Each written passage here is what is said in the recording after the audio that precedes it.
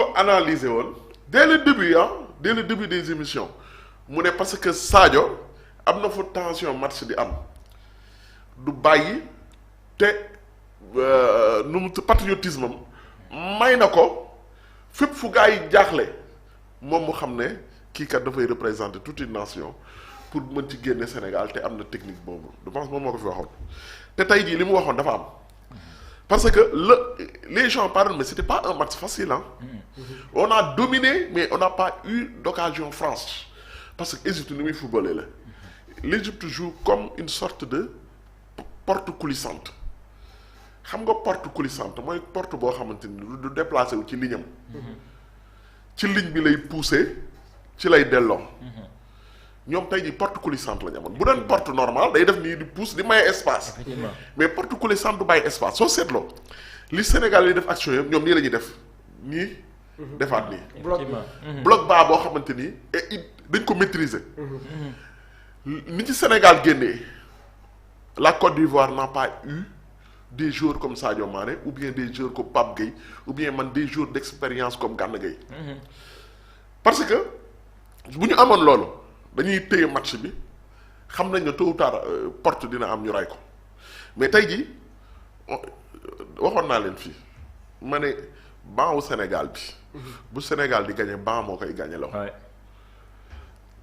parce que y a des choses yoo xam ne tey jii imagine toi yow la sortie de Koulibaly Mamadou Sarr ñëw man bi mu Koulibaly génne man dama ne c'est un mal pour un bien parce que soli seet xam nga tax ma wax loolu parce que xam naa ne Mahmoud mën na gën a gaaw Koulibaly mën na ko bañ a ex mën ko sonal mais am na contre attaque yoo xamante ni bu ko defee Koulibaly pour Koulibaly jàpp ko la preuve mooy lan Koulibaly retard moo tax mu blessé dafa retard non dafa retard ba pare maxu avant retard bi man gars yi bi ñuy def seen séquence boobu noonu au niveau du milieu de terrain j'étais pas d'accord dafa mel ni comme si joueurs yi ci période boobu noonu ils étaient trop en confiance maanaam jonglage yooyu ñu doon def jeu à triangle bi surtout avec des balles aériennes séquence boobu noonu s'il avait joué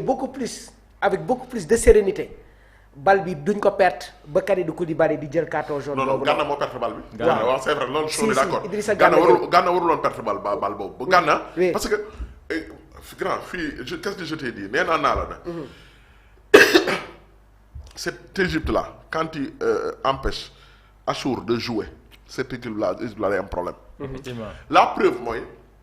Gana daf ko tere mu développer footballam ba moom il était dépassé par le rythme bi ko Sénégalais yi imposé soo leen seetloo da doon daanu rek di cacher jeu bi la plupart du temps quand un joueur passe tout son temps à interpeller l'arbitre di daanu di jóg xamal ne il n'est pas sûr de son jeu bu la wóoree ne bu ñu footballé nga am problème moom il le faisait pour casser le jeu des Sénégalais mais imagine-toi yow léegi là bi boo seetloo bi Mamadou Sarr duggee da ngay gis dafa am équilibre entre moom ak Niakhaté mais aussi il faut saluer une bonne prestation de Niakhaté un jeu très clean et très sûr de lui-même. maxuma ne la xam nga da nga nekk dans une analyse d'individualité mais dama koy wax fii c'est pas question que j'aime pas critiquer les joueurs mais on a de très grands joueurs. C'est vrai. te ñu bëri dañ ko commencé ci Idrissa Gana Gueye wàcc si Moussa Niakhaté ma ne leen def leen attention de Niakhaté nañ ko dem seetaan bu muy nekk au niveau de la Bundesliga bi muy nekk seen capitaine daan na jouer sax comme piston man foofu laa ko commencé suivre jamono ji mu jóge foofu dem au niveau du championnat anglais dem football ci équipe bu mel ni Nottingham Forest actuellement doo lim 5 défenseurs centraux du championnat français te doo si boole Moussa Niakhaté si aujourd'hui l'équipe lyonnaise est solide défensivement mais c'est parce que c'est le patron de cette défense là donc individualité yooyu noonu da nga siy continuer du ma la bàyyi foofu El Hadj Maodo Malick Diouf mais il a été excellent à chaque fois oui. Que Salah a essayé de tenir la balle proprement il a récupéré la balle parfois même Salah était obligé de commettre des fautes sur lui effectivement très très grave très très bien mais tamit Crépin mais dafa am loo xam ne parfois nit ñi gisuma ko ñu koy wax ba gis naa sax ñu koy xas mais attention analyser man je parle aux techniciens. nañu analyser le jeu de Jackson. dinañ ci ñëw. il a été non taxawal sa dafa am solo. xam naa ne ak tak il a été magnifique pourquoi ma la mais nit ñi duñ ko seetlu mais le jeu grand fii lan laa waxoon doyen fii doyen lu ma ko waxoon. Maxu mais foofu laa bëggoon ñëw. waaw parce que Maxu ak doyen. démb fii lañ toog. te am na loo xamante ne bëgguma ko woon sax wax. mais c'était un match boo xamante ne li ma si gëstu dafa bëri trop. et il y avait beaucoup de choses yoo xamante ne. c'est vrai comprendre lu ma ko woon mais démb bi fi doyen Conté toogee.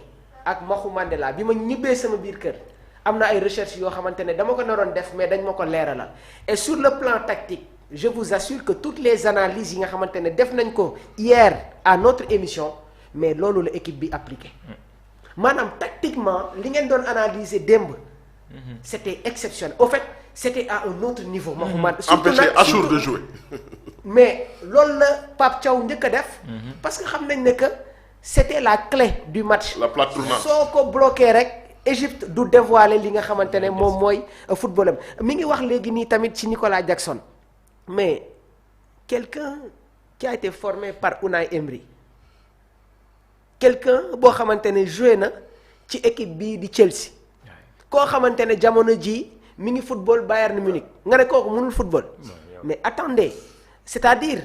Je suis d'accord avec les critiques mais que ça soit des critiques objectives man depuis presque 2004-2005 je supporte Chelsea kenn gënuma bëgg Chelsea bi John Obi Mikel di def sortie yooyu noonu envers Jackson je ne comprenais pas parce que aujourd'hui si on fait une comparaison ci première saison am Chelsea ak deuxième bi am na différence yàgg naa di wax fii ne que Cole Jackson su jouewul avec Cole Palmer mais Cole Palmer a des problèmes et aujourd'hui gis nañ ko parce que à chaque fois qu'il décroche de par ses mouvements mais la défense égyptienne s'expose devient très fébrile léegi nag par moment aussi ce qu'il faut savoir mooy sénégalais yi lan moo tax ñu yëkkati yenn kàddu yi parce que xam nañu la qualité de Nicolas Jackson moo tax am na lenn loo xamante ne duñ ko pardonner mais aujourd'hui il s'impose comme quasiment l'un des meilleurs avant-centres de cette équipe c'est ça la réalité Maxu da nga wax lu am solo oui c'est-à-dire xam nga Sénégalais yi man je suis d'accord qu'il soit exigeant envers Jackson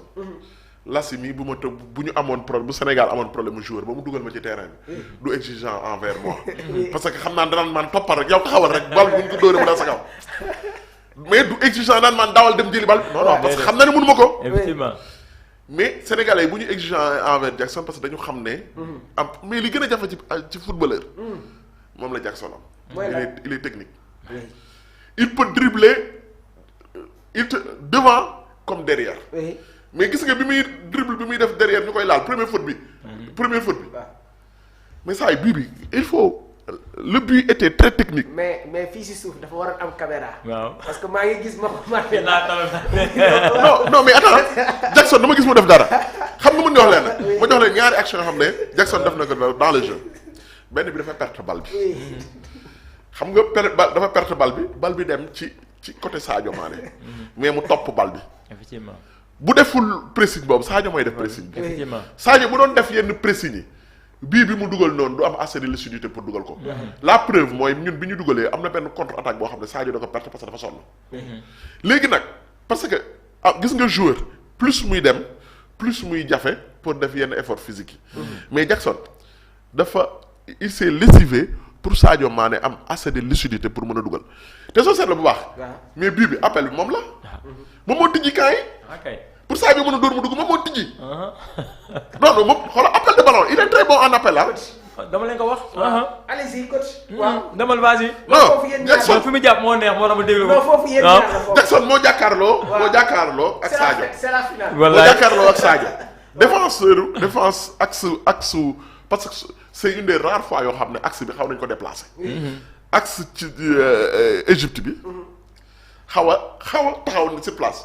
Jackson daw côté gauche. pour défenseur benn central bi yóbbu ko. waaw pour Sadio mën a am Sadio il avait deux possibilités. mu foncer dugg wala mu xaañ mu dugg. mais boo defee appel da ngay tijji. te boo xoolee te góolu égyptien bi.